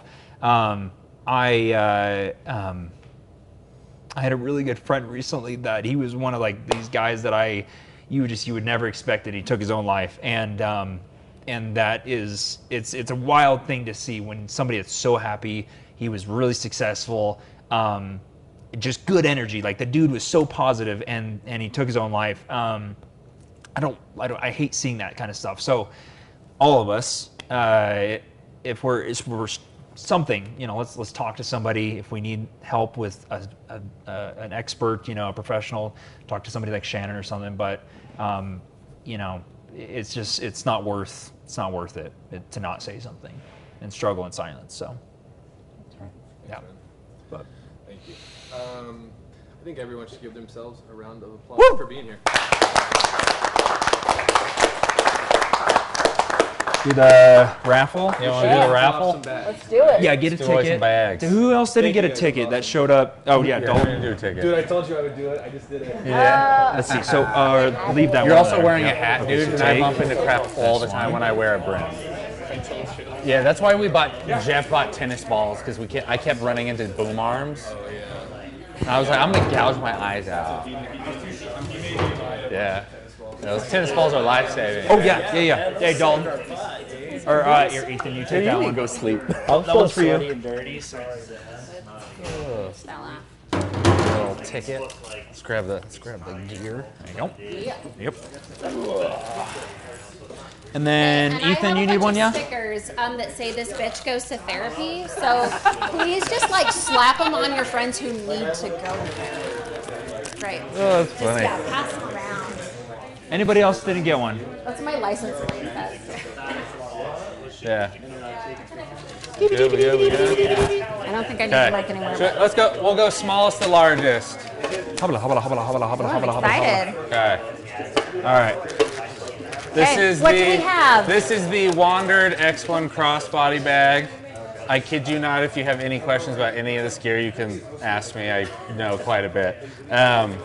But yeah, this is more kind of just like a satchel. It's kind of just meant to organize all your stuff. Great for travel. It's great. It's great for travel. I mean. All right, so X1 crossbody bag. yes. Before I draw, did everybody get a ticket? Yeah. Okay. Yeah. 318450. Yeah? Nice. Okay. Okay, next one, the Wandered Rogue 6-liter sling. This thing is like one of my favorites. This is like their best seller now. This thing slaps. Yeah, so, I'll show Will you everybody. model how you I wear can model. it? I can model. I'll model. I'm curious how it goes. So yeah, crossbody sling, right? It goes over you, Exactly. and then I gotta find where'd the zipper go. The zipper is in here. What's the lady's name? Savannah White? Vanna This White. goes Savannah out, White. so I like Savannah White. Savannah White. It should be now. So if you kind of need a little more support, this comes around and flaps. Okay. The bottom unrolls for the tripod. And then on the inside, I think this is all tucked in. Put a baby Camera in there. cube. Tons of organization everywhere. Sweet. Yeah. These things are sick. So. Okay, You'll like ready? Yeah. 318455. Jaden, you Who? want the... Hey, Hey, that's what's up. Dominique. Let's go. Nice. All right, dude. Okay. They're classic, the Provoke 21 black. It's the photo bundle, so it's got the camera cube, the Rainfly, all the accessories. It's weird. It says Josh Miller on it.